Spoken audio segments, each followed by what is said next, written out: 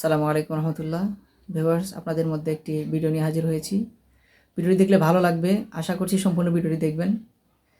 আর ধন্যবাদ জানাচ্ছি ওই ভাইটিকে এত সুন্দর দলিল ভিত্তিক আলোচনা আমাদের মধ্যে উপহার দেওয়ার জন্য।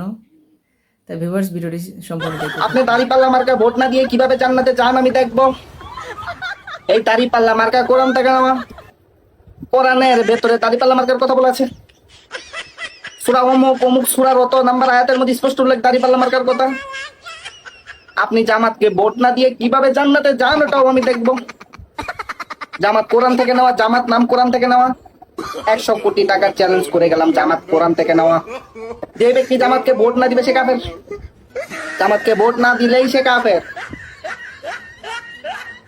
আপনি যদি জান্নাতে যেতে চান অবশ্যই আপনাকে জামাতকে ভোট দিতে হবে, অবশ্যই দিতে হবে। আপনি যদি জান্নাতে যেতে চান আপনাকে জামাতকে ভোট দিতে হবে। আমরা হিন্দুদের দুর্গাপূজায় যাই, এটাও কোরআন থেকে নেওয়া।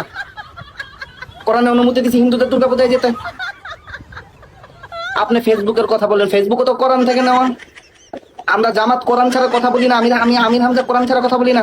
এই দেশে বিশ্বে যদি কোরআন চালু করতে চান আপনাকে দাঁড়িপাল্লায় ভোট দিতে হবে, আর দাঁড়িপাল্লায় ভোট না দিলে আপনি কাফের। আপনি যদি এটা দলিল চান, এটা কোরআনের ভিতরে আছে। কত দলিল লাগবে আপনি আমাকে বলেন। দাঁড়িপাল্লা মার্কায় ভোট দিতে হবে, কত হাদিস কত দলিল লাগবে আপনি আমাকে বলেন।